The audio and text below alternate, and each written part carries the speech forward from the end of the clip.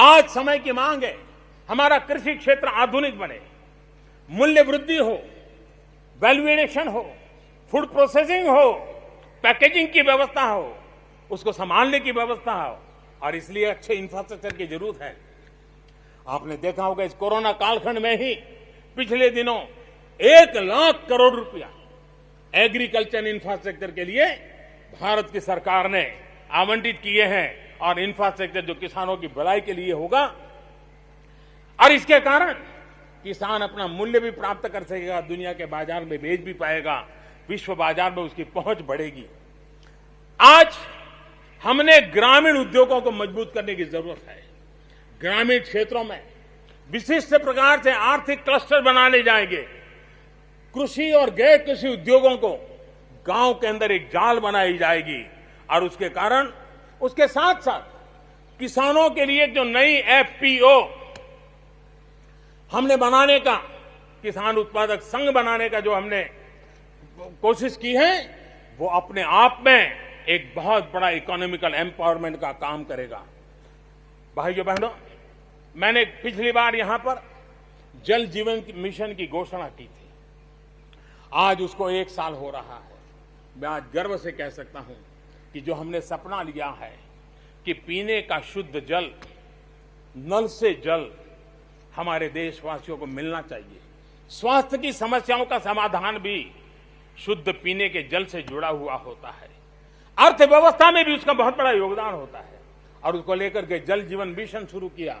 आज मुझे संतोष है कि प्रतिदिन हम 1 लाख से ज्यादा घरों में, हर दिन 1 लाख से ज्यादा घरों में जल पहुंचा रहे हैं, पाइप से जल पहुंचा रहे हैं।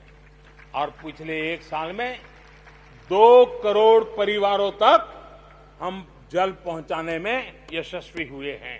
और विशेष करके जंगलों में दूर दूर रहने वाले हमारे आदिवासियों के घरों तक ये पहुंचाने का काम, बड़ा अभियान चला है। और मुझे खुशी है कि आज जल जीवन मिशन ने देश में एक तंदुरुस्त स्पर्धा का माहौल बनाया है।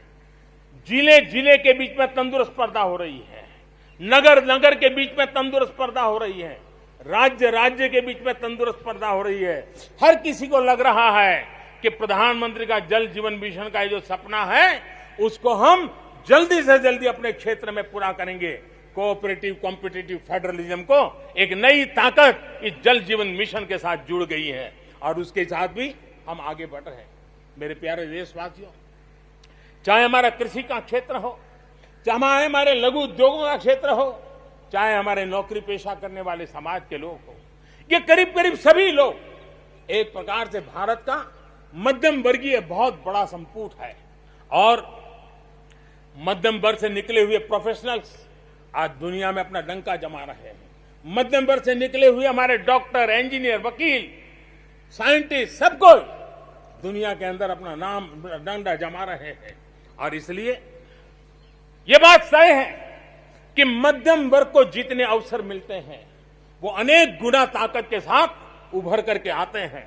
और इसलिए मध्यम वर्ग को सरकारी दखलंदाजी से मुक्ति चाहिए। मध्यम वर्ग को अनेक विध नए अवसर चाहिए, उसको खुला मैदान होना चाहिए।